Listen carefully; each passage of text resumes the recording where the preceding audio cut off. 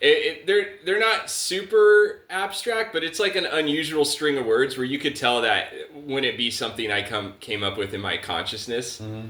So I wrote down these string of words and then the beat to it, and it almost has like a Sunny Meadows vibe, where some of your songs kind of sounds like a Depeche Mode vibe. Mm-hmm. It's very bass. It's very bass and drums, and the way the melody comes out is, it's not my typical stuff I do. Yeah. So I'm almost thinking about putting that song on the album. I think you should. Yeah, because Really? it's like this is happening now, and the dream is happening now. It's like it makes sense. Totally. It's gonna be the Black Sheep Oddball song. Yeah. That's good though, you know. But I think it'll be a little taste of the future. You know what I like to do on my albums is like I'll have like a vibe or like a cohesive like vibe like through from the beginning to like a certain part, and then somewhere in the middle I'll like put something like out of the blue, and then like the vibe then it kind of resets the ears, and like then the vibe can like reset after that. Definitely. Okay. Yeah, because right now the album we have kind of two directions where we have like the punk rock, kind of like late 70s, edgy, kind of riff rock. That could be like the first part of the album. Yeah, and then we also have and then you could do the Black Sheep one in the middle, like out of the blue. Like it is, the people are like, oh, that's out of nowhere. But then they like get used to it, and then you can start with like all the kind of like Crystallized and Black Haired Angel. Yeah, that's a good idea. It's kind of like a threshold. Yeah. It'd be like like a threshold, like a portal or something. So yeah, that's kind of like, that's kind of what I do a lot. That'd be good. So like punk rock for like 4 songs, and then like total oddball Black Sheep song, and then go into more like general radio music, pop music. That's a good idea. I think we'll try that. So today we are recording Black Haired Angel, and I'm excited about this. Yeah, and the lyrics, they're kind of sort of current, because it's just like, you could tell I was like watching a lot of mainstream news or something. Yeah. It's kind of current lyrics, where most of my lyrics are kind of like dreamy pop, kind of, I don't know, say typical lyrics, but just like love music. This is more like, I like this one because it's not a love song. It's more political. Okay. It's like kind of political and abstract. So it's just kind of nice. That was the main thing about punk rock, is like everything was about love music, and then punk rock came, and it's like you were considered like a wussy or something if you wrote songs about girls. It's like, dude, sing about like politics and like actually like things that matter. Yeah, girls don't matter. Yeah, right. Well.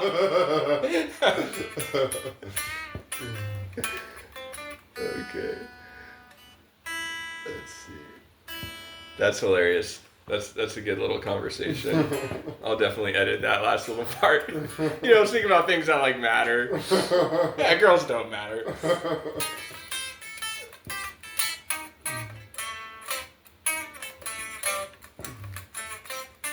Man, this guitar licks, dude. It is so good.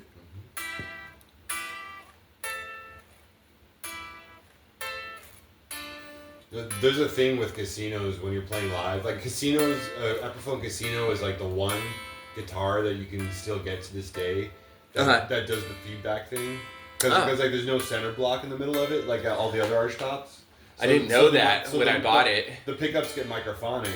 Yeah. But you have to know how to control it. Like, because if you don't know how to control it, like the volume gets too loud, it'll just like go crazy. We were talking about that at CK's the other day. Like those bands, like Smashing Pumpkins, use feedback as almost like a recurring effect to their music. Nirvana. Nirvana definitely used feedback. Yeah, the Casino's the best guitar. It was maybe the only guitar that you could really, you can control it with like the volume knob. That's rad. And a lot of punk bands involuntarily used feedback. Yeah. Just because when it happens, it happens. They didn't have. But with the Casino, you can control it.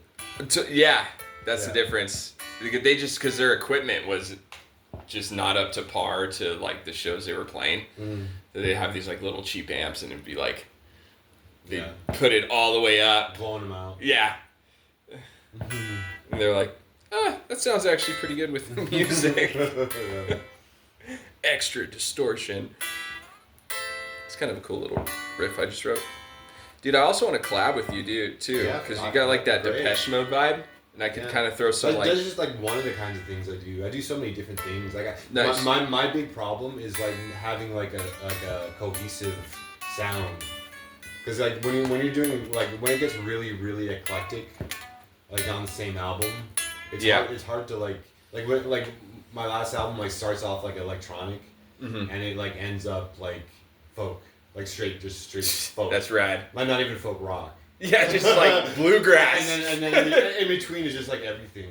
Yeah. Like hip hop. It's hard to, like you can't just like when people are like tell, oh, what kind of music do you play? I'm just kind of like Yeah. It's a whole journey, and you know what? Honestly, not a lot of people do that. Usually, albums have a theme. Yeah. Whether it's important, because like when you're building an audience, I was just gonna say for marketing. Like they want to for marketing purposes. And like, they want to know like they have to have something to grab onto. And they don't know like a lot about like what goes into making all these things. Like they just want it to like come to them.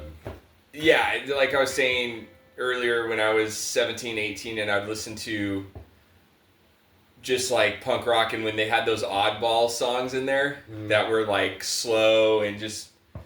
Not like the rest of the album. I never liked it. I'm like, whoa, this song does not fit. And then I got older, and I'm like, that's the best song on the album. But that being said, like that has been like back then, like when we were kids, and especially like in the 70s, like in the 70s and 60s, they had more of that. No, they had less of it. Like in the 70s, they had like less. Like if a rock band came along, like you better rock. You better rock all the time. That's true. But like today, there's like so much like music available on the internet at your fingertips. Yeah. That people kind of like have gotten used to like, oh, I'm listening to an electronic song, and then I'm gonna listen to like whatever, and I'm gonna. That's true. So it has been changing, and I think it's gotten way more like people kind of appreciate eclectic way more now than they used to. That's so true. That started like 15 years ago. There was bands like the Gorillaz and bands that they were like hip hop, rock, punk. They're like.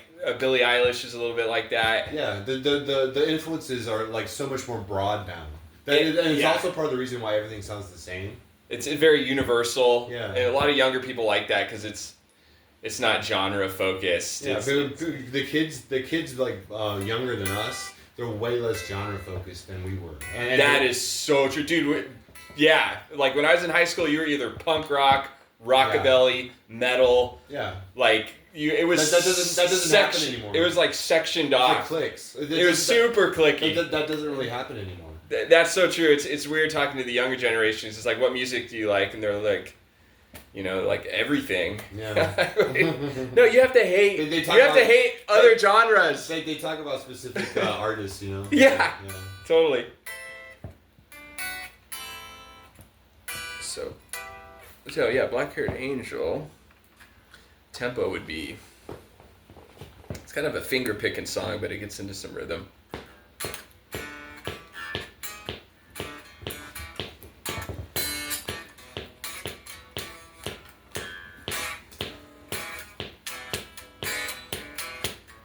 And the tempo is the same through the whole song. Okay. It doesn't change.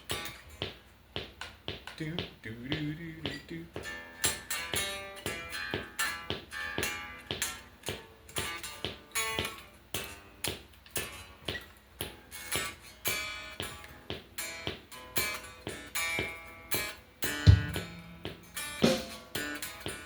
So Kevin and I lately, we've been like, or I should say Sunny Meadows.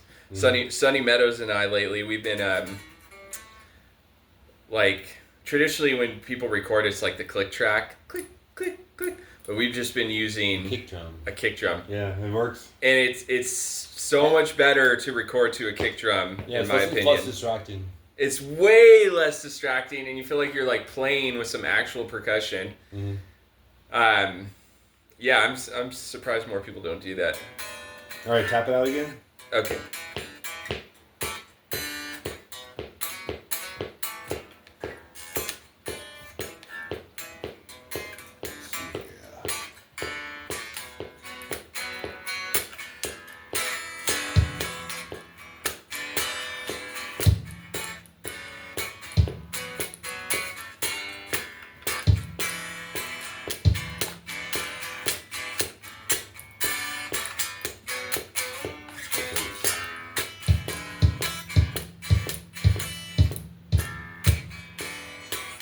Say it You can again. put it on loop.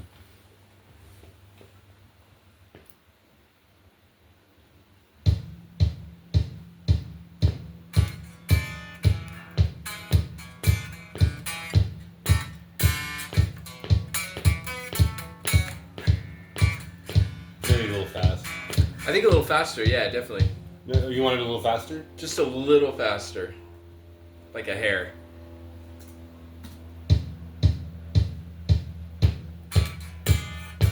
Oh yeah. A little more honky tonk.